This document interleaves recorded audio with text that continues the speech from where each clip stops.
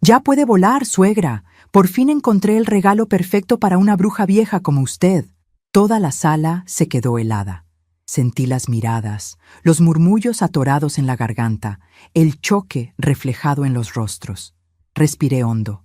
Gracias, respondí serena, apretando la escoba como si fuera un trofeo. En ese instante entendí que no era solo un cumpleaños arruinado. Era el fin de años de silencios tragados. Era la prueba de que quien debía respetarme eligió exponerme a la humillación. Y esa misma noche decidí, nunca más sería rehén de la crueldad disfrazada de broma. Mi vida, mi casa, mi nombre, nunca más serían usados contra mí. El día de mi cumpleaños número 68 estaba acomodando los últimos detalles de la fiesta cuando Verónica llegó de la calle cargando una bolsa misteriosa. Mi corazón se llenó de esperanza. Quizás, finalmente, mi nuera había pensado en algo especial para mí. Durante 2 años viviendo en la casa que yo misma había comprado y puesto a nombre de mi hijo Roberto, intentaba ganarme su cariño, pero Verónica siempre me trataba como si fuera un mueble viejo que estorba en la decoración. La fiesta estaba pequeña, solo algunos vecinos de la colonia Santa María y mi comadre Carmen Morales, que insistió en venir aunque tenía la pierna lastimada. Roberto trabajaba tanto en la fábrica que apenas tenía tiempo para platicar conmigo, y mis nietecitos Guadalupe y Miguel parecían siempre muy ocupados con sus celulares. Cuando Verónica se acercó a mí en medio de la sala, con todos mirando, mi corazón latió más fuerte. «Suegra», me dijo con una sonrisa que no llegaba a los ojos, «tengo un regalo muy especial para usted». Todos dejaron de platicar, esperando el momento emocionante de la entrega del regalo. Cuando abrí la bolsa y vi una escoba vieja y sucia, por un segundo pensé que era un error. Pero Verónica habló fuerte, para que todos escucharan. «Ya puede volar ahora, suegra. Por fin encontré el regalo perfecto para una bruja vieja como usted». El silencio que se hizo en la sala fue ensordecedor. Vi la cara de Carmen contorsionarse de indignación, Guadalupe bajar la cabeza avergonzada y Miguel fingir que no había escuchado nada. Roberto soltó una risita nerviosa y dijo, «Ay, Verónica, qué exagerada, como si fuera solo una broma de mal gusto». En ese momento, algo dentro de mí despertó. No era coraje, no era tristeza. Era una claridad fría y calculadora que nunca había sentido antes. Tomé la escoba con las manos firmes, le sonreí a Verónica y le dije, «Gracias, mijita, es exactamente lo que necesitaba». Pero lo que ella no sabía era que, al día siguiente, sería ella quien necesitaría buscar un lugar a donde volar. Esa noche, después de que todos se fueron, me quedé sentada en mi sillón mirando la escoba recargada contra la pared. Carmen se había quedado para ayudarme a recoger y me veía con preocupación.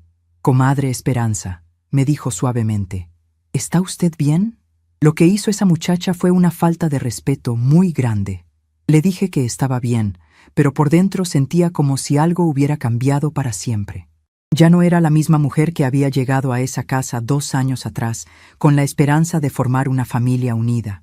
Recordé todas las veces que Verónica había sido grosera conmigo, como cuando me prohibió usar su baño porque decía que lo ensuciaba mucho, como cuando le dijo a las vecinas que yo era una carga que había heredado al casarse con Roberto, como cuando cambió la clave del wifi para que yo no pudiera usar internet y tuviera que pedirle favor cada vez que quisiera hablar con mis hermanas en Guadalajara por videollamada.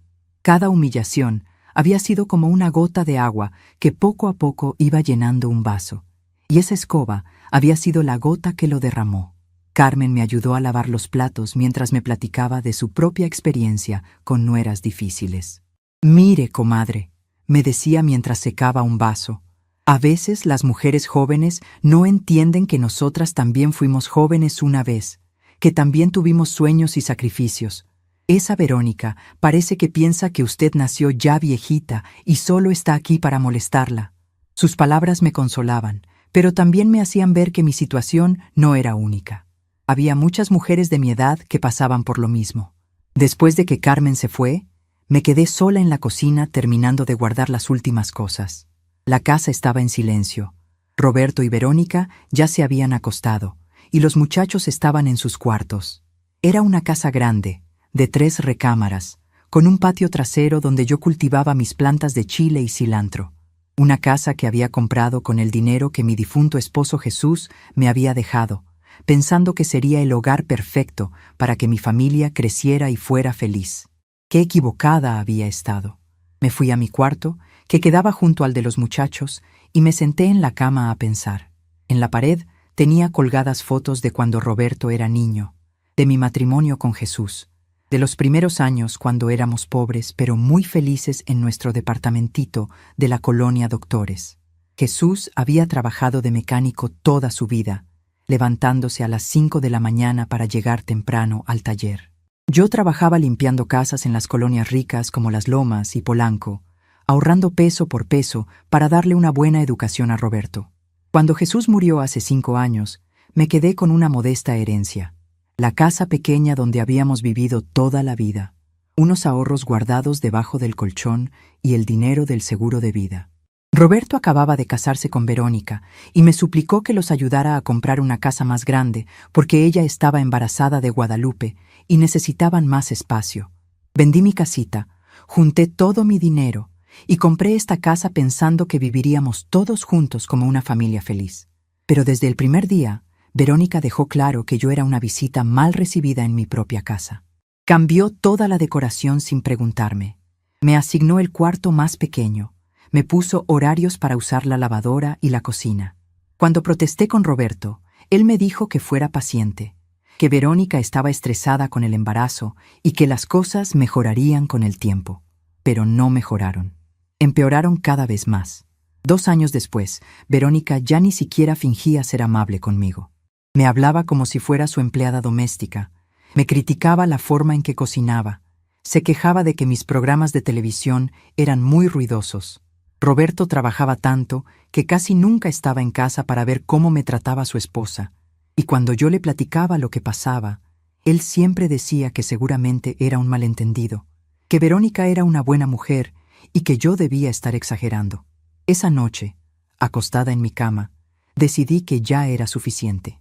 No podía seguir viviendo así, sintiéndome como una intrusa en la casa que yo misma había pagado.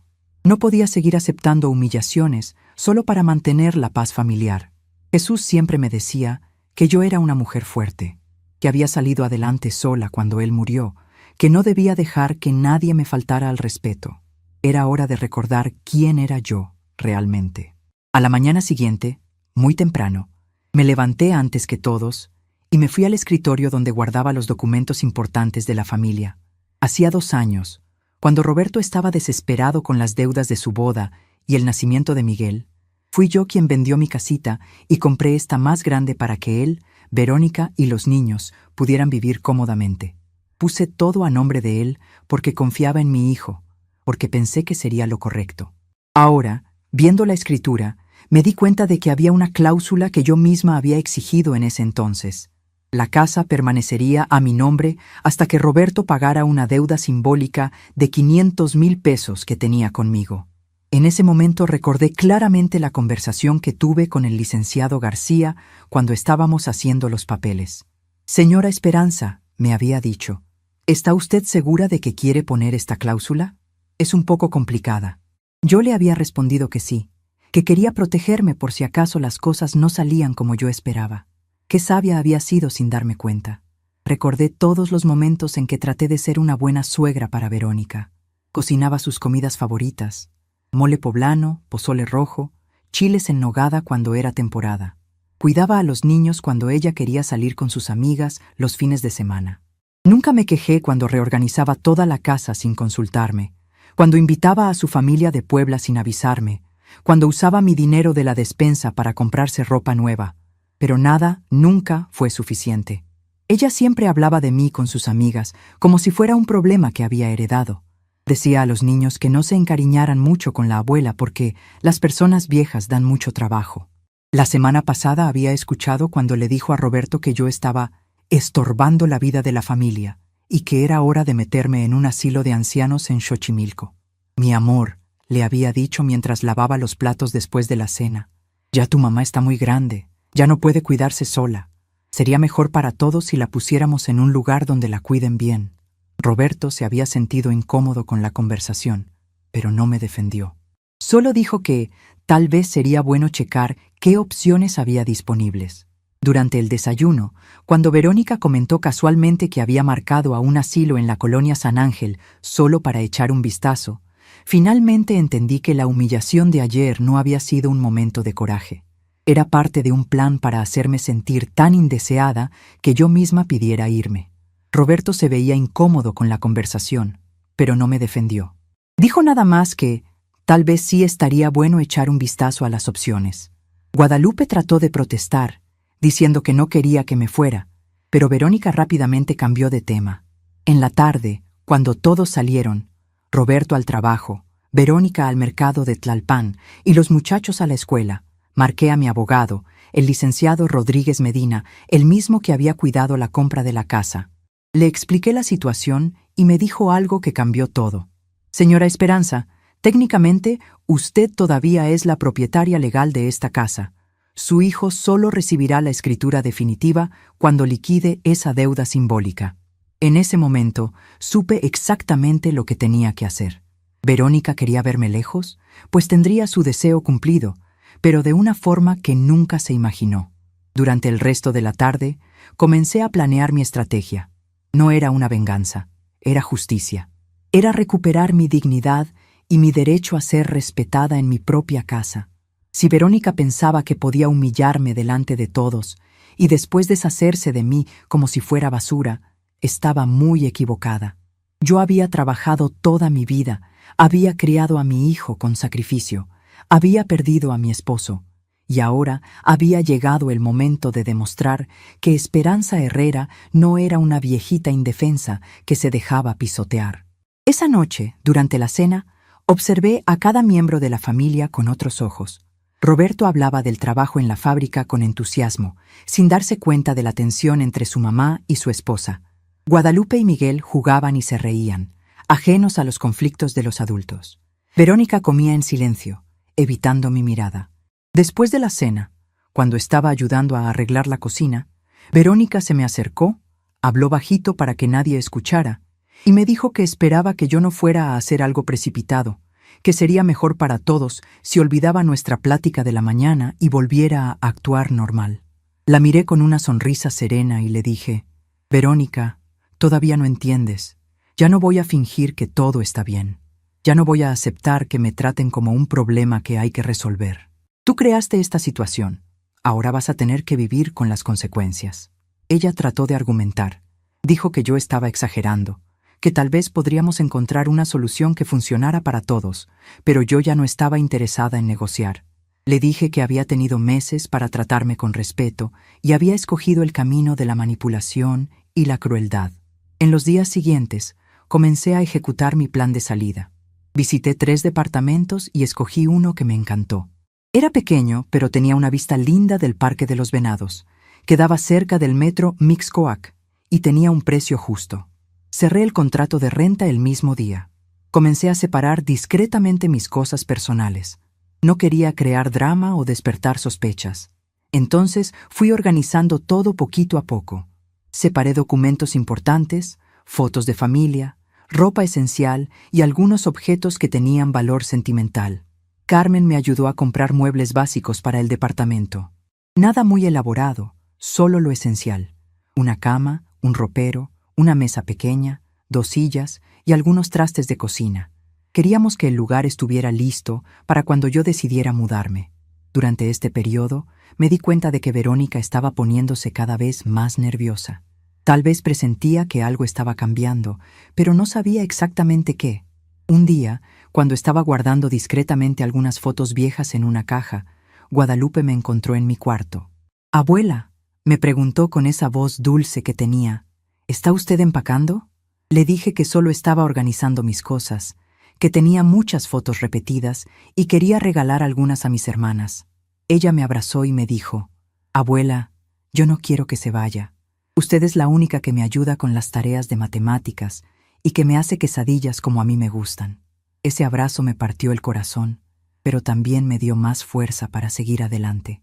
Mis nietos merecían crecer en una familia donde se respetara a los mayores, no en una casa donde la abuela era tratada como estorbo. Miguel, aunque era más callado que su hermana, también se me acercó esa semana. «Abuela», me dijo mientras veíamos la televisión juntos, «¿por qué mi mamá le habló así el día de su cumpleaños? Mi maestro dice que siempre hay que respetar a los abuelitos». Le expliqué que a veces los adultos decimos cosas cuando estamos estresados, pero que lo importante era que él siempre recordara tratar a todas las personas con respeto, especialmente a los mayores. «Yo siempre la voy a respetar, abuela», me dijo, y me dio un beso en la mejilla. El viernes por la noche, después de la cena, Roberto recibió una llamada del licenciado Rodríguez informándole sobre la cobranza de la deuda. Vi a mi hijo ponerse pálido mientras escuchaba los detalles legales. Cuando colgó, me miró con una expresión confundida y me preguntó: «Mamá, ¿qué es esa historia de deuda vencida?» Verónica, que estaba pintándose las uñas en el sillón, levantó la cabeza interesada. Yo respondí tranquilamente: «Es exactamente lo que escuchaste, Roberto. Tienen 30 días para pagarme los 500,000 pesos que me deben o devolverme mi casa». El silencio que siguió fue aún más profundo que aquel de mi cumpleaños. Verónica explotó como yo esperaba que lo haría.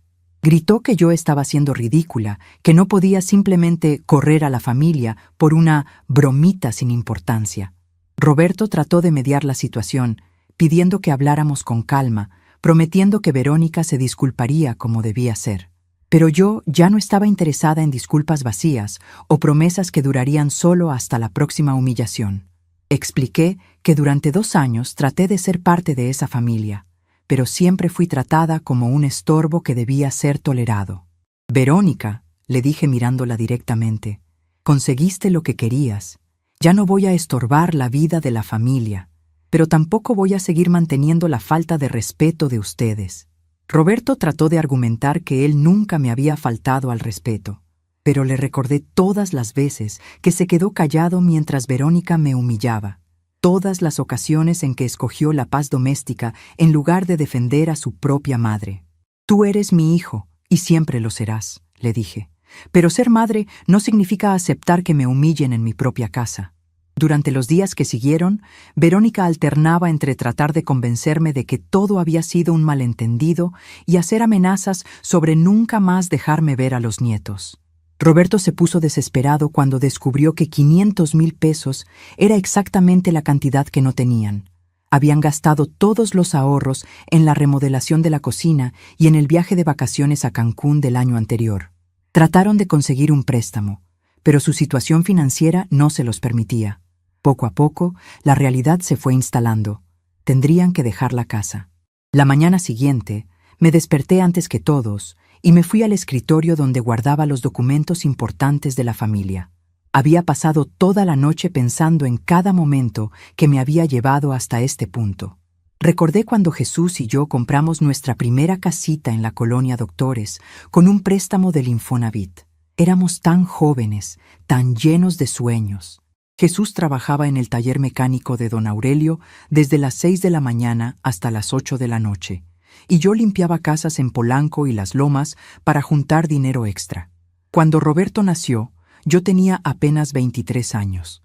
Jesús se puso tan contento que se emborrachó con sus compañeros del taller y llegó a casa cantando canciones de Pedro Infante. «Esperanza», me decía abrazándome, «ya tenemos nuestro príncipe. Este niño va a ser alguien importante en la vida, va a estudiar en la universidad y no va a tener que trabajar con las manos como su papá». Yo lo tranquilizaba diciéndole que no había trabajo malo, que lo importante era ser honesto y trabajador, pero en el fondo también soñaba con que Roberto tuviera más oportunidades que nosotros. Durante los primeros años de Roberto, trabajé el doble para que pudiéramos ahorrar para su educación. Limpiaba casas en la mañana y por las tardes vendía tacos de canasta en la esquina de nuestra calle. Jesús llegaba del taller cansado, pero siempre con ganas de jugar con su hijo. Los domingos íbamos al Parque Hundido o a Chapultepec, cargando nuestra comida en canastas de mimbre porque no teníamos dinero para comer en restaurantes. Pero éramos felices, tan felices que a veces me dolía el pecho de tanto amor que sentía por mi familia. Roberto era un niño inteligente, siempre el primero de su clase.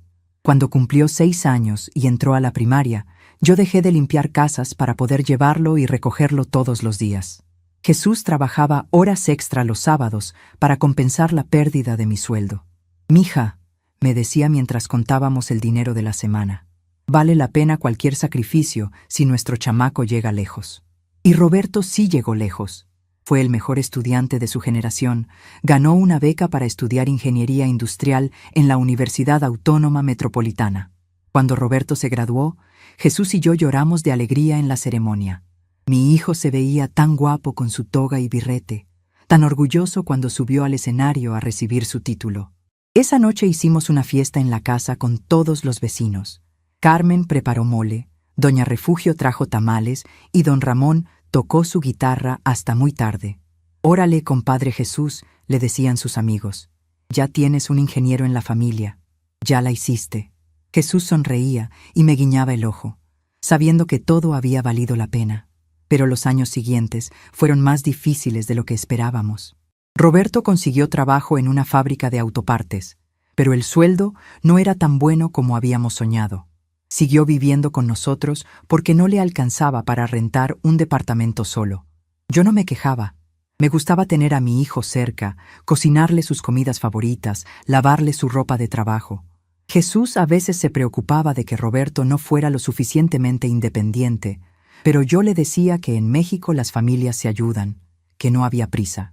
Cuando Roberto conoció a Verónica en una boda en Puebla, llegó a casa muy emocionado, platicándonos de la muchacha bonita que había conocido. «Mamá», me decía mientras yo le servía la cena, «es muy guapa, estudió contabilidad y sus papás tienen una tienda de ropa en el centro de Puebla». Me alegré mucho por él, pero desde la primera vez que Verónica vino a la casa, sentí que algo no encajaba bien. Era educada, sí, pero había una frialdad en sus ojos cuando me hablaba, como si estuviera midiendo todo lo que veía. Durante el noviazgo, Verónica siempre encontraba pretextos para no quedarse a comer en nuestra casa. Decía que tenía que regresar temprano a Puebla, que sus papás la esperaban, que tenía compromisos con sus amigas. Cuando yo le ofrecía llevarle comida casera para el camino, sonreía pero nunca se la comía. Roberto me decía que no me preocupara, que ella estaba nerviosa porque quería causar buena impresión. Pero yo veía que Verónica miraba nuestra casa pequeña, nuestros muebles viejos, nuestra forma sencilla de vivir, como si todo fuera insuficiente para ella. La boda fue en Puebla, en una iglesia grande y elegante. Los papás de Verónica, don Fernando y doña Silvia, organizaron una recepción en un salón muy lujoso, con meseros de uniforme y comida que yo nunca había probado. Jesús se sintió incómodo toda la noche, jalándose el cuello de la camisa nueva que habíamos comprado especialmente para la ocasión. «Esperanza», me susurró mientras veíamos a los invitados bailar. «Esta gente tiene mucho dinero. Espero que nuestro hijo sepa en lo que se está metiendo». Yo traté de tranquilizarlo, pero en el fondo también sentía que Roberto y Verónica venían de mundos muy diferentes. Después de la boda, Roberto y Verónica se fueron a vivir a un departamentito en la colonia Roma Norte que rentaron entre los dos. Al principio, todo parecía ir bien. Roberto estaba feliz, Verónica había conseguido trabajo en un despacho contable y venían a visitarnos los domingos. Pero poco a poco, noté que las visitas se fueron haciendo menos frecuentes. Cuando yo llamaba por teléfono, Verónica siempre tenía alguna excusa, que estaban muy ocupados, que tenían planes con sus amigos, que Roberto estaba cansado del trabajo. Cuando Verónica se embarazó de Guadalupe, Roberto vino solo a darnos la noticia. Estaba emocionadísimo, hablando de cómo iba a ser el mejor papá del mundo, de cómo quería que su hijo tuviera todo lo que él no había tenido. Jesús y yo nos pusimos felices, pero cuando pregunté cuándo podríamos ir a ver a Verónica para platicar del embarazo, Roberto se puso incómodo. «Mamá», me dijo, «Verónica quiere que respetemos su espacio durante el embarazo. Dice que los doctores le recomendaron evitar el estrés». Esas palabras me dolieron profundamente, pero no dije nada para no crear problemas. Durante todo el embarazo de Verónica, apenas la vi 3 o 4 veces. Cuando Guadalupe nació, Roberto nos llevó al hospital a conocer a nuestra nieta, pero Verónica apenas me dirigió la palabra. Tenía a la bebé abrazada, como si yo fuera a quitársela, y cuando pedí cargarla un momentito, me dijo que la niña estaba muy inquieta y que mejor no. Jesús notó mi tristeza y me apretó la mano, pero yo traté de ser comprensiva. Tal vez las mamás primerizas eran así de protectoras. Cuando Guadalupe cumplió 1 año, las cosas se pusieron más difíciles para Roberto y Verónica económicamente. El departamento de la Roma Norte era muy caro. Verónica había dejado de trabajar para cuidar a la bebé, y el sueldo de Roberto solo no les alcanzaba. Fue entonces cuando Roberto vino a pedirme ayuda para comprar una casa más grande. «Mamá», me dijo sentado en la mesa de la cocina donde habíamos tenido tantas pláticas importantes. «Sé que es mucho pedir, pero Verónica quiere una casa propia donde Guadalupe pueda crecer. Si usted nos pudiera ayudar con el enganche, yo le pago poco a poco». Jesús ya había muerto para entonces. Se nos fue de un infarto mientras dormía, tan tranquilo que ni siquiera se despertó.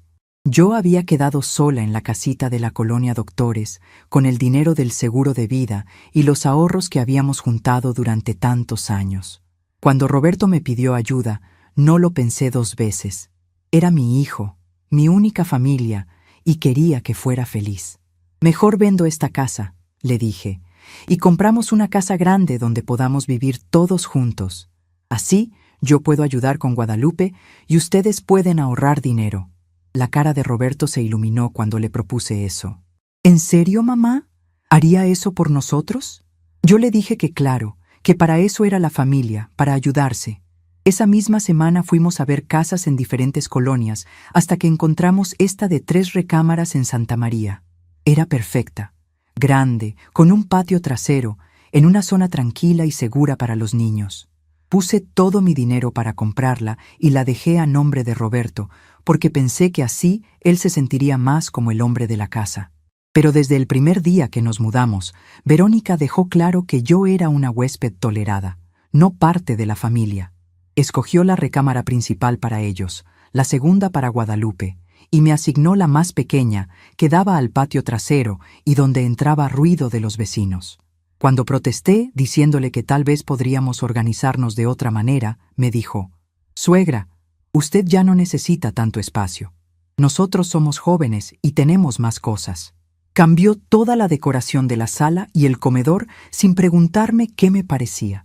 Quitó las fotos de Jesús y mías que yo había colgado en la pared principal y las puso en un rincón del pasillo donde casi no se veían.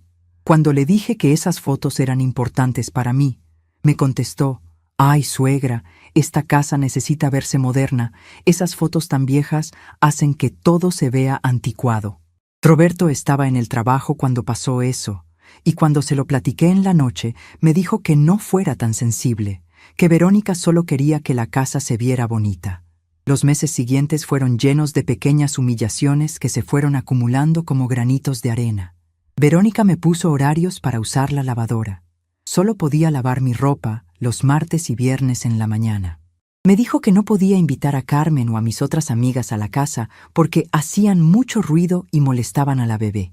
Cambió la clave del wifi para que yo no pudiera usarlo sin pedirle permiso, y siempre tenía alguna excusa para no dármela, que estaba ocupada, que se le había olvidado, que mejor usara mis datos del celular. En la cocina, Verónica reorganizó todo a su manera y me prohibió tocar ciertos trastes porque decía que eran para las visitas importantes. Cuando yo cocinaba algo que a Roberto le gustaba mucho, como mole o cochinita pibil, ella siempre encontraba algo que criticar, que había puesto mucho chile, que la carne estaba muy seca, que había gastado mucho en los ingredientes. Un día hice tamales de dulce porque sabía que a Guadalupe le gustaban, y Verónica me regañó diciéndome que no debía darle tantos dulces a la niña sin consultarle primero. Pero lo que más me dolía era cómo Verónica hablaba de mí cuando creía que yo no escuchaba. Un día estaba regando mis plantas en el patio trasero cuando oí que estaba platicando por teléfono con una de sus amigas.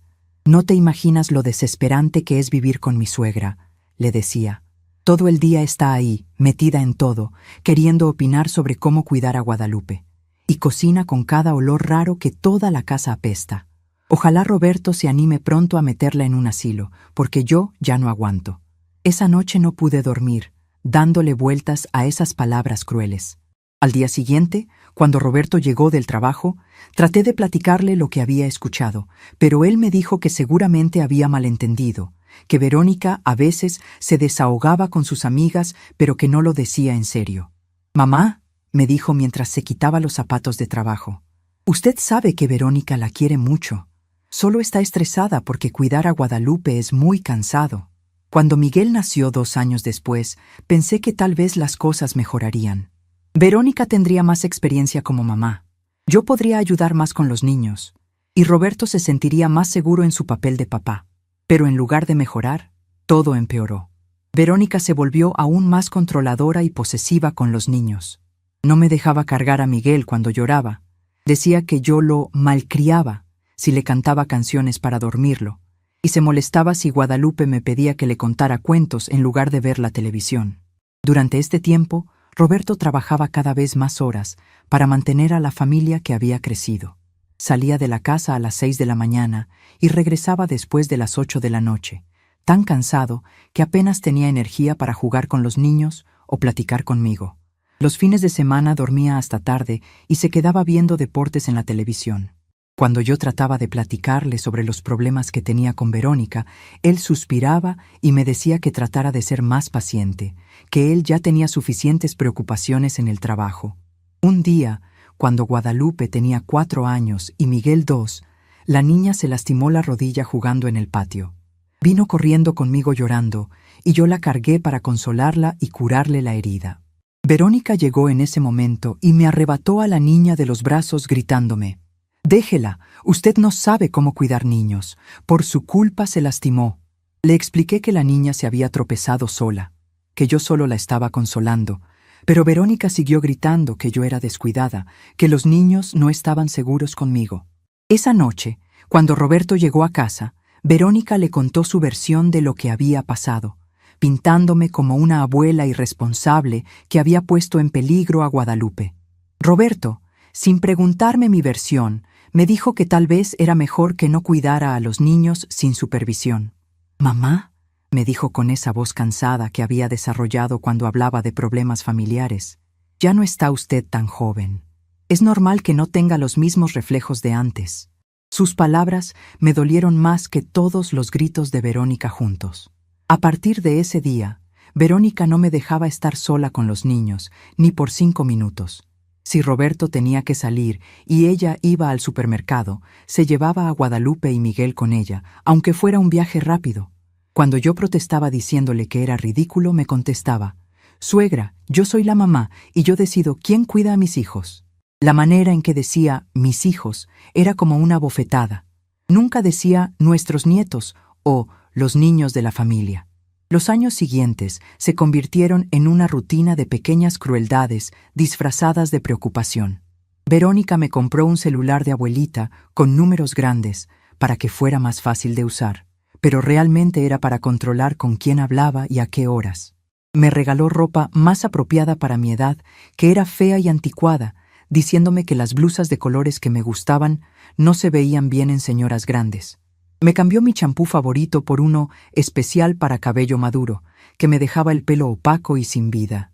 Pero lo más doloroso era cómo los niños empezaron a cambiar su actitud hacia mí.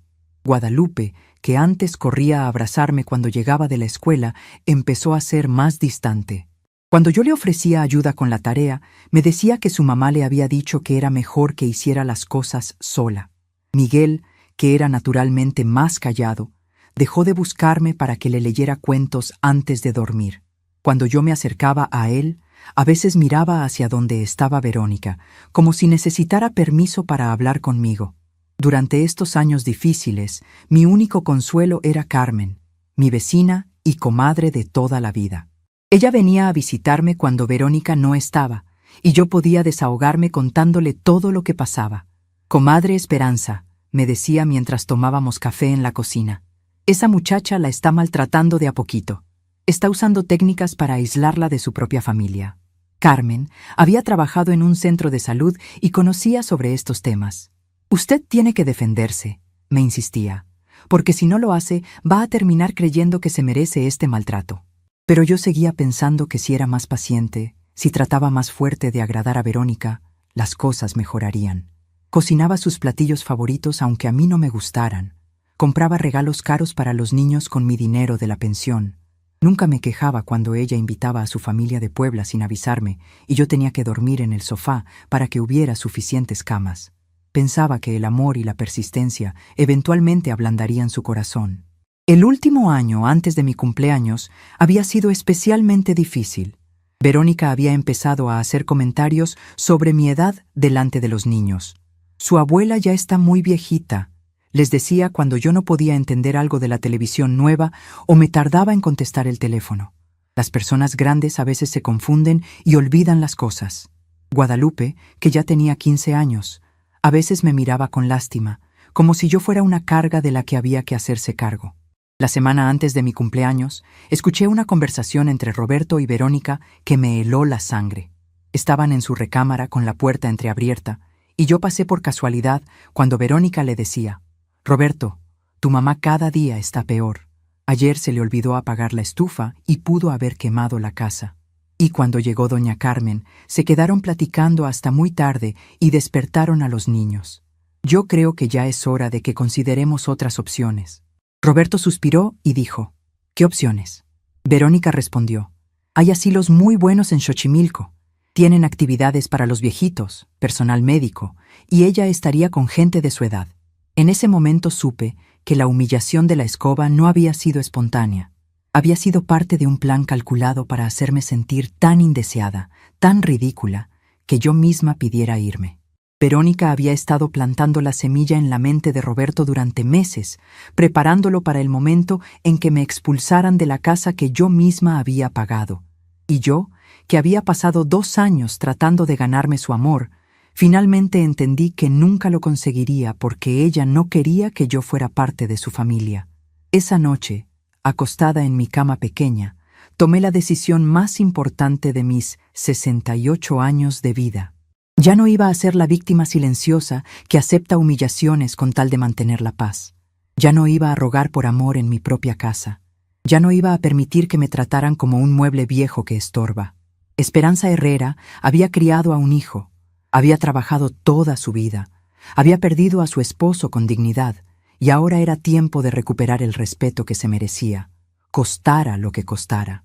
Al día siguiente, mientras Verónica estaba en el salón de belleza gastando el dinero que Roberto ganaba con tanto esfuerzo en la fábrica, comencé a ejecutar mi plan. Primero, fui al registro civil con el licenciado Rodríguez y oficialicé el cobro de la deuda que Roberto tenía conmigo. Por el contrato, él tendría 30 días para pagar los 500,000 pesos, o la casa volvería definitivamente a mi nombre. Después, renté un departamento pequeño pero acogedor del otro lado de la ciudad, lejos de toda esa amargura. Durante la semana, comencé a llevar discretamente mis cosas más importantes al departamento nuevo. Carmen Santos, mi comadre, me ayudó sin hacer preguntas. Había presenciado la humillación del cumpleaños y entendía perfectamente lo que yo estaba haciendo. Llevé mis documentos, mis fotos de familia, algunas ropas y los pocos objetos que realmente importaban para mí. Dejé todos los muebles caros que había comprado para nuestra casa. Verónica siempre había dicho que no combinaban con su gusto de todas formas. Lo más difícil fue hablar con Guadalupe y Miguel sin despertar sospechas.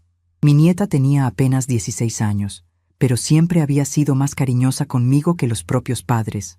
Un día, cuando estábamos solas, me preguntó si yo estaba bien, si la broma de su mamá en mi cumpleaños me había lastimado mucho. Le dije que estaba todo bien, pero que tal vez era hora de que yo tuviera mi propia casa otra vez. Guadalupe se puso triste, pero le prometí que nos veríamos siempre que ella quisiera, que siempre sería bienvenida en mi nueva casa. El viernes por la noche, después de la cena, Roberto recibió una llamada del licenciado Rodríguez informándole sobre el cobro de la deuda. Vi a mi hijo ponerse pálido mientras escuchaba los detalles legales. Cuando colgó, me miró con una expresión confundida y me preguntó: «Mamá, ¿qué es esa historia de deuda vencida?». Verónica, que estaba pintándose las uñas en el sillón, levantó la cabeza interesada. Yo respondí tranquilamente: «Es exactamente lo que escuchaste, Roberto. Tienen 30 días para pagarme los 500,000 pesos que me deben o devolverme mi casa». El silencio que siguió fue aún más profundo que aquel de mi cumpleaños. Verónica explotó como yo esperaba que lo haría.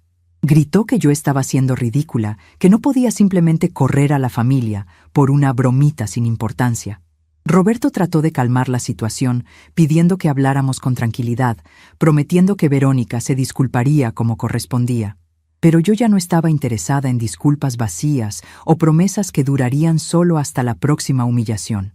Expliqué que durante 2 años traté de ser parte de esa familia, pero siempre fui tratada como un estorbo que debía ser tolerado. Verónica, le dije mirándola directamente, conseguiste lo que querías. Ya no voy a estorbar la vida de la familia, pero tampoco voy a seguir manteniendo la falta de respeto de ustedes. Roberto trató de argumentar que él nunca me había faltado al respeto, pero le recordé todas las veces que se quedó callado mientras Verónica me humillaba, todas las ocasiones en que eligió la paz doméstica en lugar de defender a su propia madre. Tú eres mi hijo y siempre lo serás, le dije, pero ser madre no significa aceptar que me humillen en mi propia casa. Los días siguientes fueron una mezcla extraña de tensión y liberación. Verónica intentaba diferentes estrategias para hacerme cambiar de opinión. Primero probó la manipulación emocional, diciéndole a los niños que la abuela los iba a abandonar, que ya no los quería porque se iba a vivir sola. Guadalupe llegó a mi cuarto llorando una noche, preguntándome si era verdad que ya no la amaba. Le expliqué con paciencia que yo la amaría siempre, pero que necesitaba vivir en un lugar donde me trataran con respeto. Abuela, me dijo Guadalupe mientras se secaba las lágrimas, ¿es por lo que hizo mi mamá en su cumpleaños? Le dije que no era solo por eso, sino por muchas cosas que habían pasado durante mucho tiempo. Mi mamá a veces dice cosas feas cuando está enojada, murmuró mi nieta. Pero yo sé que usted es buena, que siempre me ha cuidado cuando estoy enferma, que me ayuda con las tareas difíciles. Ese momento me partió el corazón, pero también me dio más fuerza para seguir adelante. Mis nietos merecían ver que las personas mayores no tenían que aceptar maltrato, que había que defenderse con dignidad. Miguel, aunque más callado, también se me acercó preocupado. «Abuela», me dijo mientras veíamos televisión juntos, ¿es verdad que se va a ir de la casa? Le expliqué que sí, pero que eso no significaba que dejara de ser su abuela, que siempre podía visitarme cuando quisiera. «¿Por qué mi mamá le dijo esas cosas feas?», me preguntó con esa honestidad que tienen los niños. Le dije que a veces los adultos se portan mal cuando están estresados, pero que eso no era excusa para faltar al respeto. Durante esa semana, Verónica también probó la estrategia de hacerse la víctima. Le contó a sus amigas de Puebla que yo me había vuelto loca y vengativa, que estaba tratando de destruir a la familia por un malentendido tonto. Llamó a su mamá, doña Silvia, llorando por teléfono, contándole que su suegra malvada la quería dejar sin casa por una bromita inocente. Escuché cuando doña Silvia le sugirió que hablara con un abogado para ver si había alguna forma de impugnar la deuda. Roberto estaba desesperado. Fue a 3 bancos diferentes tratando de conseguir un préstamo por 500,000 pesos, pero en todos le dijeron lo mismo. Su salario no era suficiente para garantizar una cantidad tan grande, especialmente considerando que ya tenían deudas de las tarjetas de crédito. Una noche llegó a casa muy tarde, después de haber ido a pedirle dinero prestado a sus compañeros del trabajo, a sus primos, a cualquiera que pudiera ayudarlo. Pero 500,000 pesos era mucho dinero para gente trabajadora como nosotros. «Mamá», me dijo sentándose a mi lado en la sala mientras Verónica estaba acostando a los niños, ¿de verdad va a hacer esto? ¿De verdad nos va a quitar la casa? Su voz sonaba como cuando era niño y había hecho algo malo. Le expliqué que yo no les estaba quitando nada, que la casa siempre había sido mía, que ellos habían tenido 2 años para tratarme bien y había elegido el camino de la humillación. «Pero somos familia», me dijo con lágrimas en los ojos. «Exactamente», le respondí.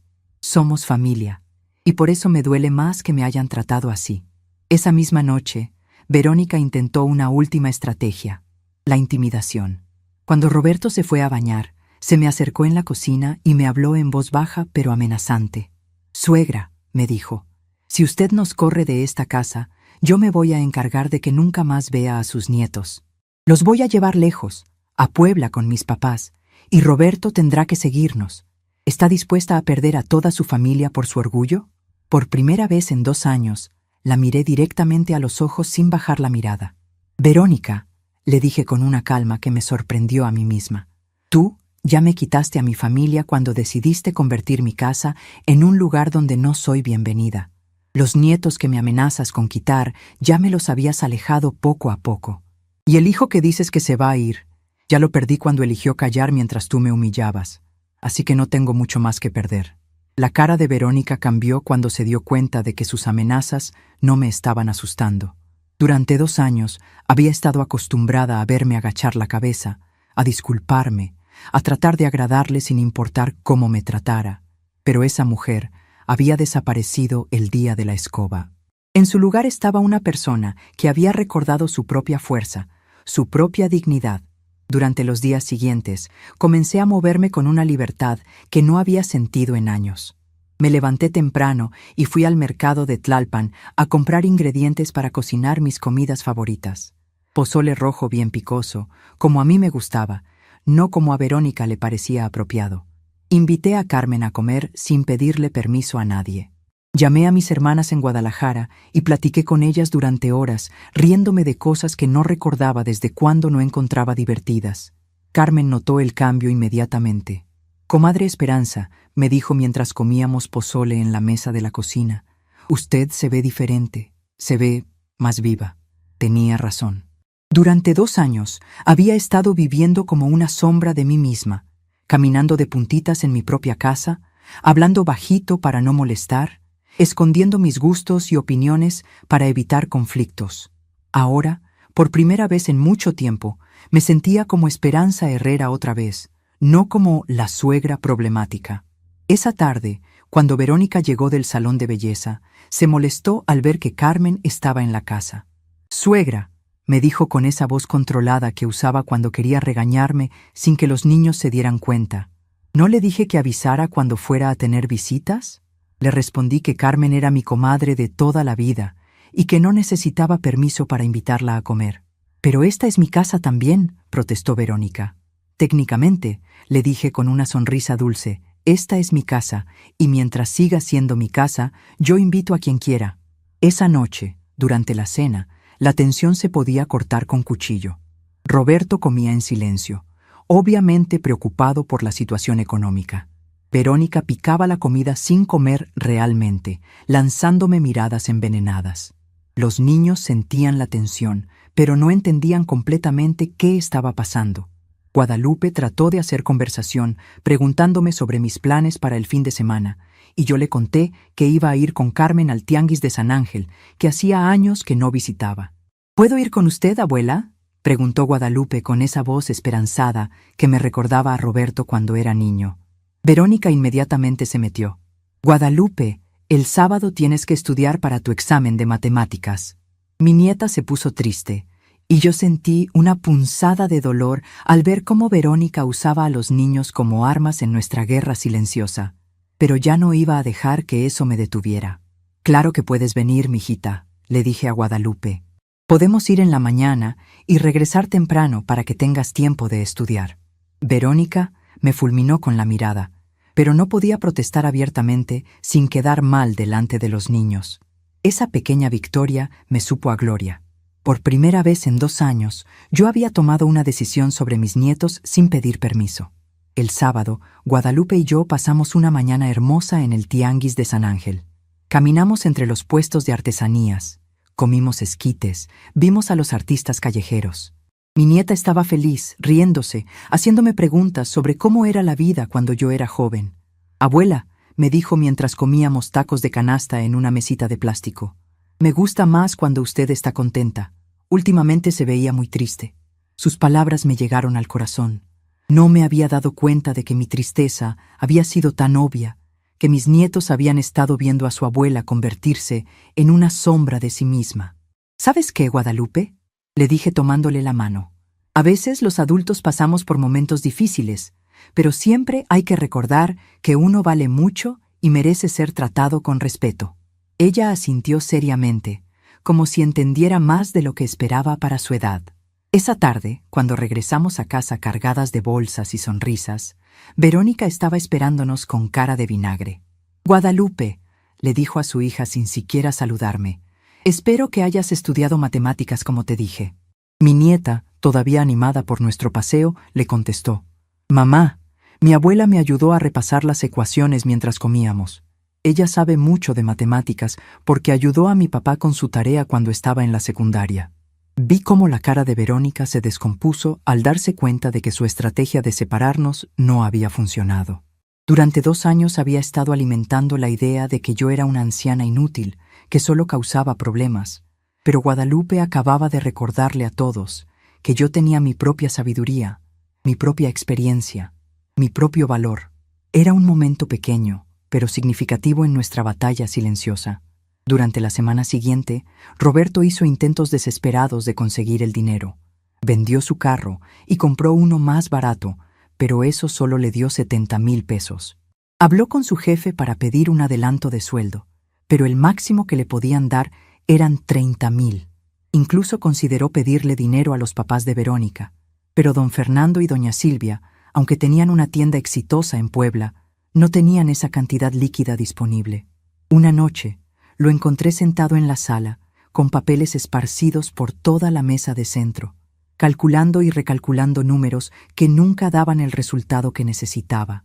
«Mamá», me dijo sin levantar la vista de los papeles, ¿de verdad no hay forma de que podamos arreglar esto? ¿No podríamos hacer un plan de pagos, algo que me permita pagárselo poco a poco? Su voz sonaba derrotada, como si finalmente entendiera que no había salida fácil. Me senté a su lado y por un momento sentí la tentación de ceder, de decirle que olvidáramos todo y siguiéramos como antes. Pero entonces recordé la humillación de la escoba, recordé todas las noches que había llorado en silencio, recordé la conversación sobre el asilo que había escuchado a escondidas. «Roberto», le dije con ternura pero firmeza, «durante 2 años Verónica me trató como basura en mi propia casa, ¿y tú lo permitiste? No es solo cuestión de dinero. Es cuestión de respeto. Pero los niños, mamá», me dijo con lágrimas en los ojos. «¿Qué va a pasar con Guadalupe y Miguel? Ellos no tienen la culpa de los problemas entre ustedes». Tenía razón, y esa era la parte más dolorosa de toda la situación. «Los niños van a estar bien», le dije tratando de sonar más segura de lo que me sentía. «Van a aprender que su abuela no es una persona que se deja pisotear, que hay que defender la dignidad propia. Y siempre van a saber dónde encontrarme cuando me necesiten». Esa noche, Verónica hizo su último intento de manipulación. Llegó a mi cuarto después de medianoche, cuando todos estaban dormidos, y se arrodilló junto a mi cama como si fuera una telenovela. «Suegra», me dijo con voz quebrada, «yo sé que he cometido errores, que a veces he sido muy dura con usted, pero por favor, piense en sus nietos. Ellos la adoran. Y usted va a destruir esta familia por su orgullo». La miré en la penumbra del cuarto.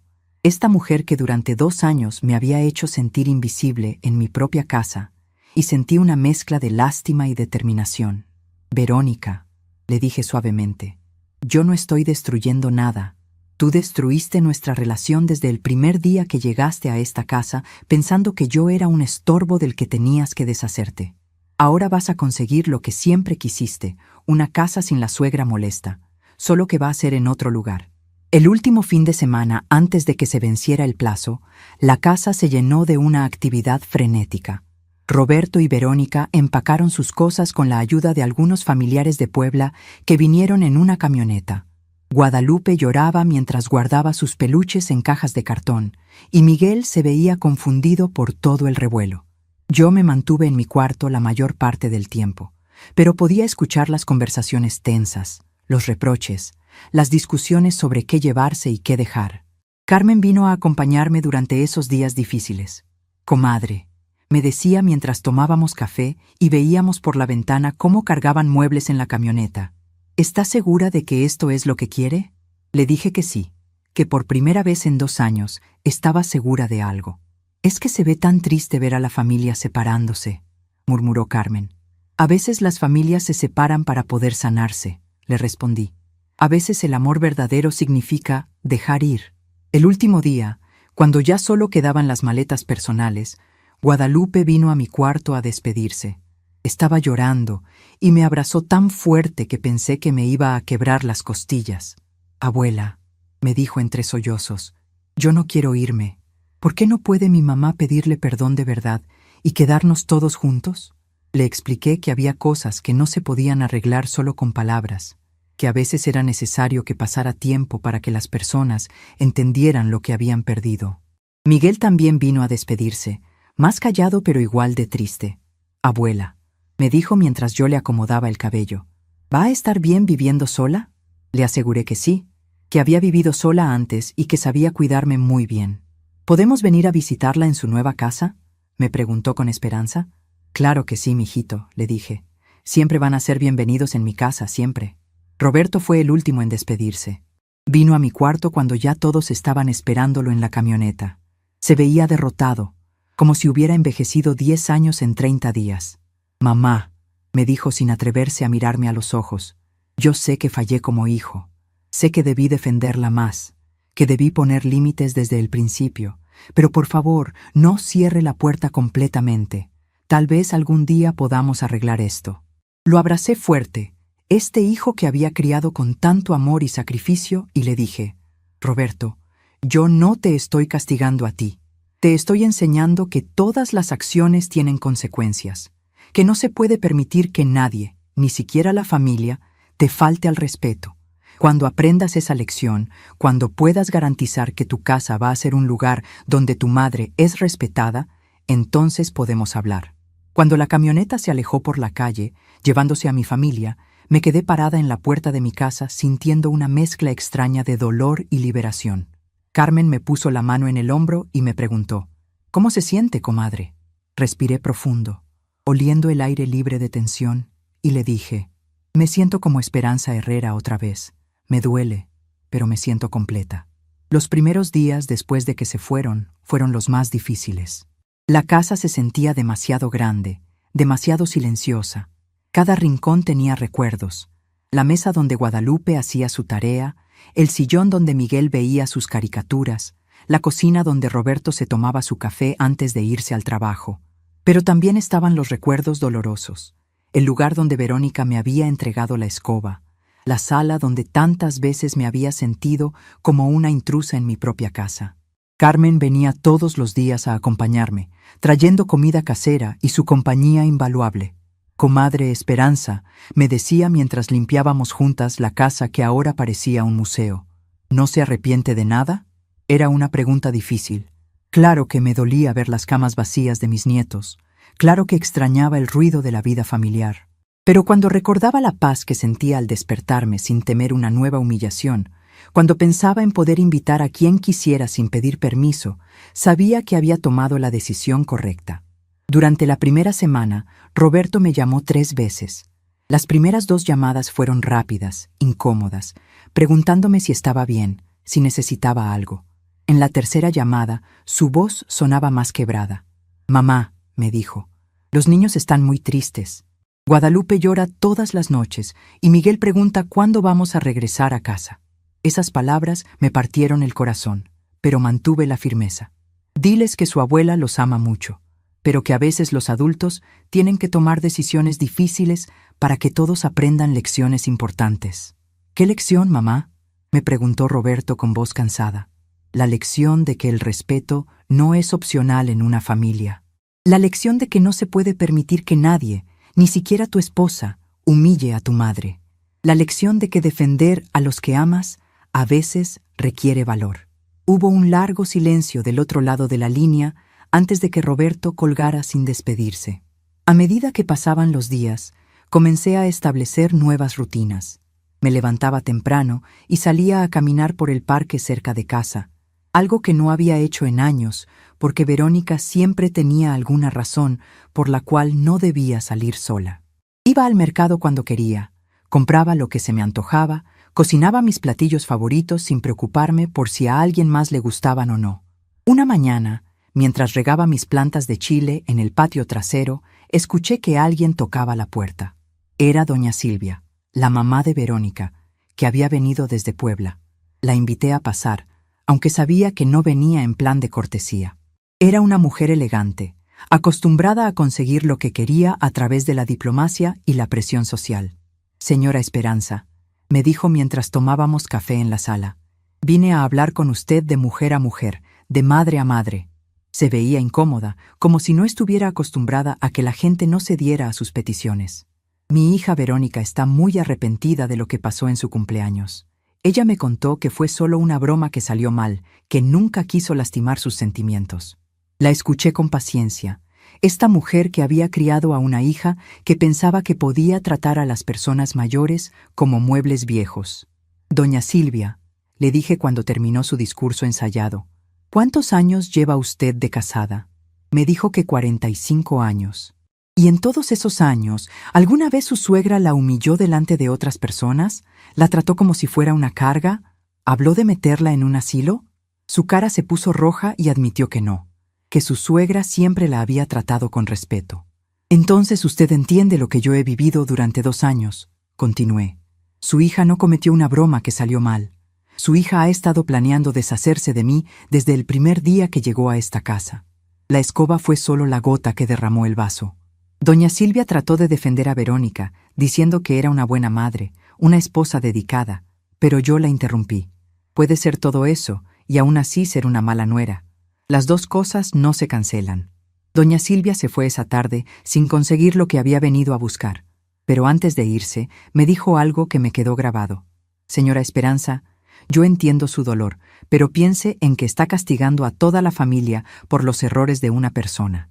Le respondí, Doña Silvia, yo no estoy castigando a nadie, estoy protegiendo mi dignidad. Si su hija hubiera criado bien a Verónica, si Roberto hubiera aprendido a defender a su madre, si los nietos hubieran visto ejemplos de respeto en lugar de humillación, esta conversación no estaría pasando. 2 semanas después de que se fueron, Guadalupe me llamó llorando desde el teléfono de una amiga. Abuela, me dijo entre sollozos, extraño mucho nuestra casa, extraño platicar con usted en las noches, extraño que me ayude con las tareas. Su voz me quebró por dentro, pero traté de mantenerme fuerte. Yo también te extraño mucho, mijita. Pero recuerda lo que te dije. A veces es necesario que pasen cosas tristes para que las personas aprendan a valorar lo que tienen. ¿Mi mamá ya aprendió la lección? Me preguntó con esa esperanza inocente que tienen los niños. No lo sé, Guadalupe. Eso solo lo puede saber ella, pero mientras tanto, tú puedes venir a visitarme cuando quieras. Mi casa siempre va a estar abierta para ti y para Miguel. Le di mi nueva dirección y le prometí que la próxima vez que viniera, haríamos quesadillas juntas como en los viejos tiempos. Esa misma semana, Carmen me contó que había visto a Roberto en el mercado de Tlalpan. Se ve muy flaco, comadre, me dijo mientras doblábamos ropa limpia. Y muy triste. Me saludó, pero se veía avergonzado, como si no supiera qué decirme. Le pregunté si había preguntado por mí, y Carmen me dijo que sí, que había querido saber si yo estaba bien, si necesitaba algo. Le dije que usted estaba muy bien, que se veía más tranquila que en mucho tiempo. Se le llenaron los ojos de lágrimas. 1 mes después del desalojo, recibí una visita inesperada. Era Miguel, que había venido solo en el metro desde su nueva casa en la Colonia del Valle. Cuando abrí la puerta y lo vi parado ahí con su mochila de la escuela, pensé que mi corazón se iba a salir del pecho. Abuela, me dijo con esa sonrisa tímida que lo caracterizaba. Vine a visitarla como usted me dijo que podía hacer. Lo abracé tan fuerte que protestó que lo estaba ahogando, pero se reía mientras lo hacía. Entramos a la casa y él miró alrededor con curiosidad. Se siente diferente, me dijo, más tranquilo. Le preparé su merienda favorita, quesadillas con queso de Oaxaca, y nos sentamos en la mesa de la cocina como en los viejos tiempos. ¿Cómo están todos?, le pregunté, aunque me dolía un poco escuchar la respuesta.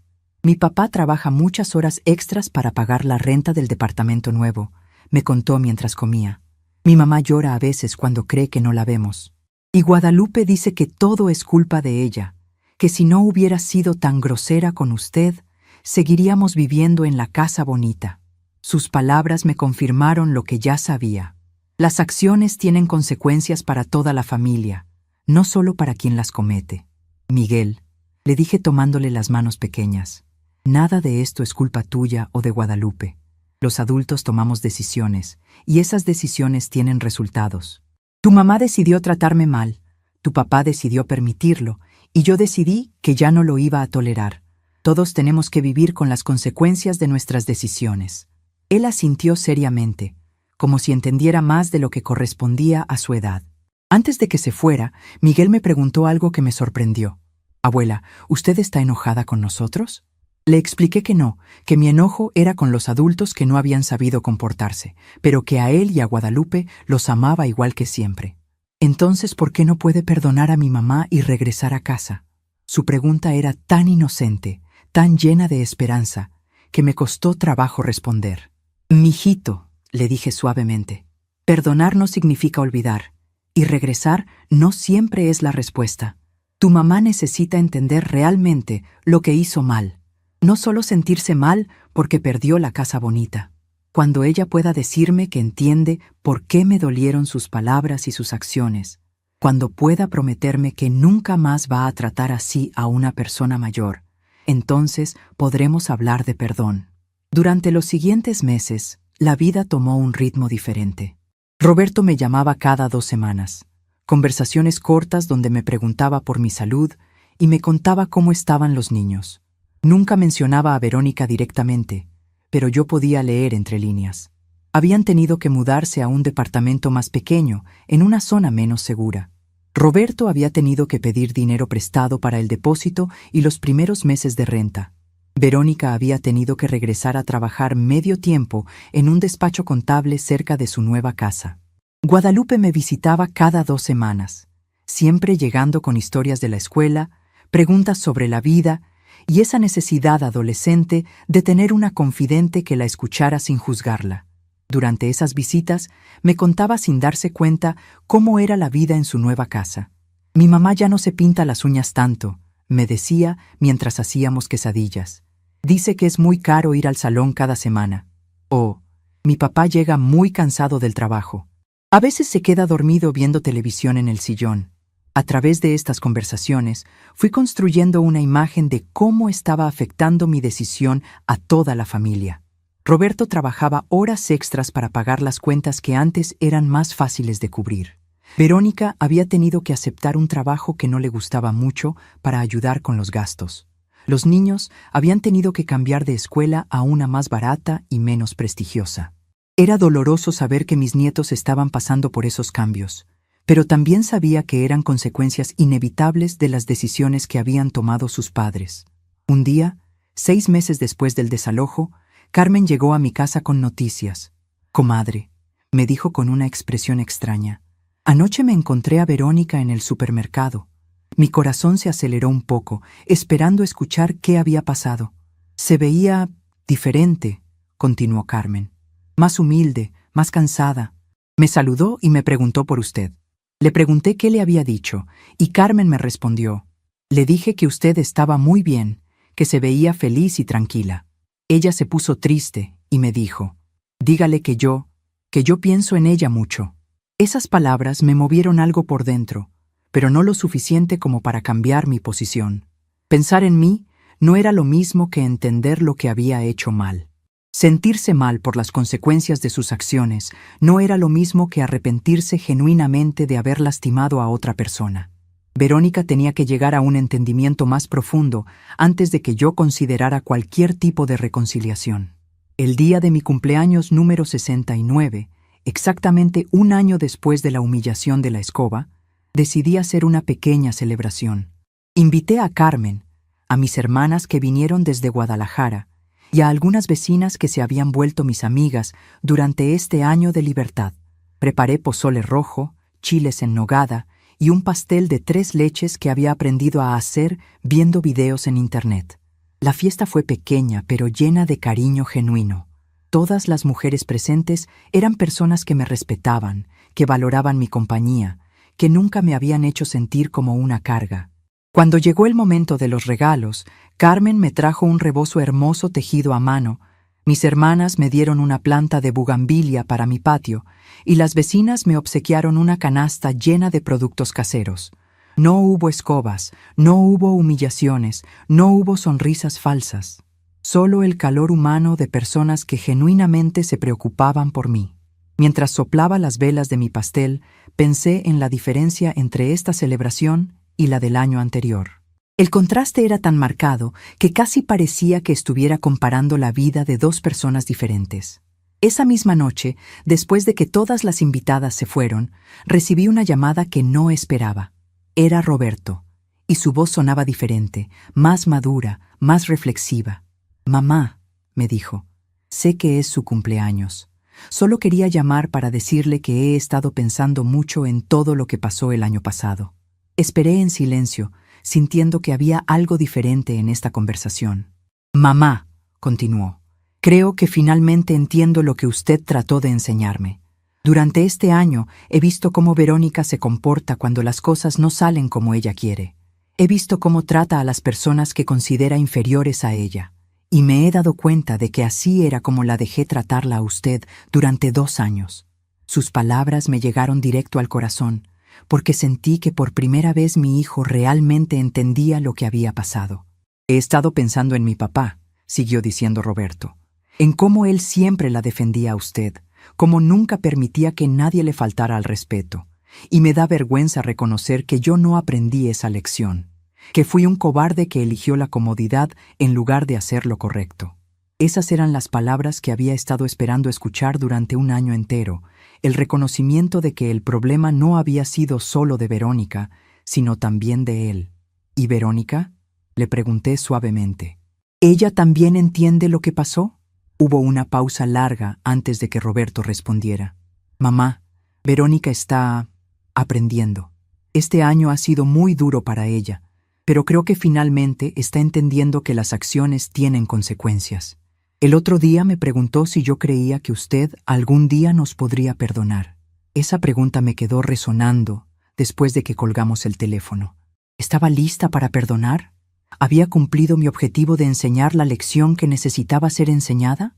Durante este año había recuperado mi dignidad, mi independencia, mi sentido de valor propio. Había demostrado que no era una anciana indefensa que se dejaba pisotear. Pero también había pagado un precio emocional alto: la separación de mis nietos, la ruptura de la unidad familiar, la soledad de las noches silenciosas. Una semana después de mi cumpleaños, recibí una carta que me sorprendió completamente. Era de Verónica, escrita a mano en papel bonito, y había llegado por correo certificado. Con manos temblorosas, abrí el sobre y comencé a leer las palabras que habían tardado un año en llegar. Señora Esperanza, comenzaba la carta, sé que no tengo derecho a pedirle que lea esta carta, pero necesito decirle algunas cosas que debería haber dicho hace mucho tiempo. Continué leyendo, y por primera vez en un año, escuché la voz de una Verónica diferente, una que parecía haber aprendido algo importante durante estos meses difíciles. Quiero pedirle perdón. No solo por lo de la escoba en su cumpleaños, sino por todos los días durante 2 años en que la hice sentir que no era bienvenida en su propia casa. Quiero pedirle perdón por todas las veces que la humillé, que minimicé sus opiniones, que hablé de usted como si fuera una carga. Quiero pedirle perdón por haber alejado a sus nietos de usted, por haber envenenado la relación familiar con mi egoísmo y mi falta de respeto. La carta continuaba por 3 páginas. Detallando específicamente cada tipo de maltrato que me había infligido, reconociendo el daño que había causado y asumiendo responsabilidad completa por sus acciones. No había excusas, no había justificaciones, no había intentos de minimizar lo que había hecho. Era una disculpa genuina, el tipo de reconocimiento que había estado esperando durante tanto tiempo. Este año he aprendido lo que es sentirse rechazada, lo que es no tener un lugar donde una pertenezca realmente. Escribía Verónica en la última página. He aprendido lo que es trabajar duro solo para pagar las cuentas básicas, lo que es preocuparse por el dinero todos los días. He aprendido lo que se siente cuando te tratan como si fueras menos importante que otros. Y finalmente entiendo que eso era exactamente lo que yo le hacía a usted todos los días. La carta terminaba con una propuesta que no esperaba. No le pido que nos perdone inmediatamente. No le pido que regrese a vivir con nosotros, como si nada hubiera pasado. Pero le pido una oportunidad de demostrarle que he cambiado, que he aprendido a valorar y respetar a las personas mayores, especialmente a la madre del hombre que amo. Si usted nos diera una segunda oportunidad, le prometo que su casa sería un lugar donde usted sería honrada, respetada y amada como se merece. Después de leer la carta 3 veces, la doblé cuidadosamente y la guardé en mi cajón de documentos importantes. Era el tipo de disculpa que había estado esperando, pero también sabía que las palabras eran fáciles de escribir. Lo que realmente importaba era si Verónica había cambiado verdaderamente, si había aprendido la lección de una manera que duraría para siempre, no solo hasta que las cosas volvieran a estar cómodas para ella. 2 meses después de recibir la carta de Verónica, decidí que era hora de responder. No con palabras, sino con acciones. Llamé a Roberto y le propuse una reunión familiar en un lugar neutral, el parque de Tlalpan, donde solíamos llevar a los niños cuando eran pequeños. Pero mamá, me dijo con voz esperanzada, ¿eso significa que está considerando? Le dije que significaba que estaba dispuesta a escuchar, nada más. El domingo por la tarde llegué al parque 15 minutos antes de la hora acordada. Encontré una banca bajo la sombra de un ahuehuete viejo y me senté a esperar. Cuando vi a mi familia acercándose por el sendero de grava, mi corazón se apretó. Roberto se veía más delgado pero más maduro. Guadalupe había crecido y se veía más como una señorita. Miguel caminaba más cerca de su papá, como buscando protección. Y Verónica se veía diferente. Su ropa era más sencilla, su maquillaje más discreto, y algo en su postura me decía que este año había sido una verdadera escuela de humildad para ella.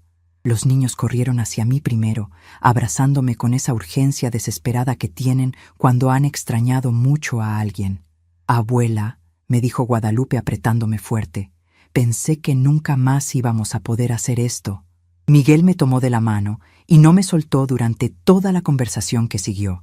Roberto se sentó a mi lado, y por primera vez en mucho tiempo lo vi como el niño que una vez fue, vulnerable, arrepentido, esperando que su mamá lo perdonara.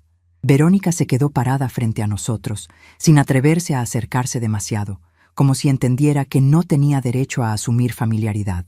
«Señora Esperanza», dijo Verónica, con una voz que reconocí pero que sonaba diferente, más suave, más humilde. «Gracias por darnos esta oportunidad de hablar con usted». No era la misma mujer arrogante que me había entregado la escoba hace un año. Esta persona parecía haber aprendido realmente lo que significaba la humildad. «Quiero que sepa», continuó, «que cada palabra de mi carta era sincera. Este año me enseñó lo que usted sintió durante 2 años en su propia casa. Aprendí lo que es trabajar duro y aún así no poder pagar todas las cuentas. Aprendí lo que es vivir con la preocupación constante del dinero. Aprendí lo que es sentirse pequeña e insignificante». Sus ojos se llenaron de lágrimas, pero no eran lágrimas de autocompasión, eran lágrimas de verdadero arrepentimiento. «Pero lo más importante», siguió diciendo mientras Roberto asentía a su lado, «es que aprendí lo que se siente cuando tus propios hijos te miran con decepción». Cuando Guadalupe me preguntó por qué había sido tan cruel con su abuela, cuando Miguel me dijo que extrañaba vivir en la casa bonita donde su abuela era feliz, entendí el daño real que había causado. No solo a usted, a toda nuestra familia. Miré a mis nietos, que escuchaban esta conversación con la seriedad de niños que han madurado demasiado pronto a causa de los conflictos de los adultos. «¿Y qué han aprendido ustedes este año?», les pregunté suavemente. Guadalupe habló primero. «Aprendí que no importa qué tan enojada esté una persona, nunca debe faltar al respeto a los abuelitos, y que cuando alguien es cruel con la familia, todos sufren las consecuencias». Miguel añadió con su sabiduría silenciosa: «Aprendí que mi abuela es muy fuerte y que a veces las personas fuertes tienen que alejarse para enseñar lecciones importantes». Roberto finalmente habló, con lágrimas corriendo por sus mejillas. «Mamá, aprendí que fallar como hijo duele más que cualquier problema económico. Aprendí que mi papá me enseñó a defender a la familia, pero yo no puse atención a esa lección hasta que fue demasiado tarde. Aprendí que el amor verdadero a veces significa enfrentar verdades incómodas». Nos quedamos sentados en silencio por varios minutos, escuchando el sonido de otros niños jugando en los columpios, viendo a otras familias que no sabían qué afortunadas eran de estar juntas sin drama. Finalmente, Verónica se acercó y se arrodilló frente a mí, tomando mis manos con las suyas. «Señora Esperanza», me dijo mirándome directamente a los ojos, «si me da una segunda oportunidad, le prometo que mi casa será un lugar donde usted sea honrada como la matriarca que es, donde sus nietos aprendan de su sabiduría, donde su experiencia sea valorada, donde su comodidad sea nuestra prioridad. No le pido que confíe en mí inmediatamente. Le pido que me permita ganarme esa confianza día a día. Miré alrededor de este círculo familiar roto, pero que mostraba signos de sanación verdadera. Verónica había aprendido humildad de la manera más dura posible. Roberto había entendido su responsabilidad como hijo. Los nietos habían visto que las acciones tienen consecuencias, pero también que el amor familiar puede sobrevivir a los conflictos más duros. Está bien, dije finalmente, sintiendo un peso que se levantaba de mis hombros. Podemos intentar de nuevo, pero esta vez con reglas claras. Esta vez con respeto mutuo desde el primer día. Esta vez con la comprensión de que la familia es un regalo que se puede perder si no se cuida adecuadamente. Guadalupe gritó de alegría y Miguel sonrió por primera vez en meses. Roberto me abrazó como si fuera el niño pequeño que una vez corrió a mis brazos cuando se lastimaba. Y Verónica lloró, no de alivio, sino de gratitud genuina por una segunda oportunidad que sabía que no se merecía, pero que estaba decidida a honrar. 6 meses después, estoy escribiendo esto desde mi cuarto en nuestra casa de la colonia Santa María. Es el mismo cuarto de antes, pero ahora es diferente. Verónica toca antes de entrar. Me pregunta mi opinión sobre las decisiones familiares y ha aprendido a cocinar pozole exactamente como a mí me gusta. Roberto me defiende en las conversaciones familiares y nunca más permite que nadie hable de mí como si fuera una carga. Los nietos me buscan para consejos, para ayuda con la tarea, para los abrazos que solo las abuelas sabemos dar. No fue fácil reconstruir la confianza. Hubo momentos incómodos, conversaciones difíciles y la necesidad constante de establecer nuevos límites. Pero por primera vez en años, vivo en una casa donde soy respetada, valorada y amada genuinamente. Algunas veces, las familias necesitan romperse completamente para poder sanarse de verdad. La escoba que Verónica me dio aquel día fatídico sigue en el cuarto de lavado. No la tiré. La conservé como recordatorio de que nunca más permitiré que nadie me trate con menos respeto del que merezco. A veces, el mayor regalo es aprender cuándo alejarse y cuándo regresar con dignidad. Estamos curiosos para saber hasta dónde llegó esta historia. ¿De dónde nos están viendo? Comenten abajo.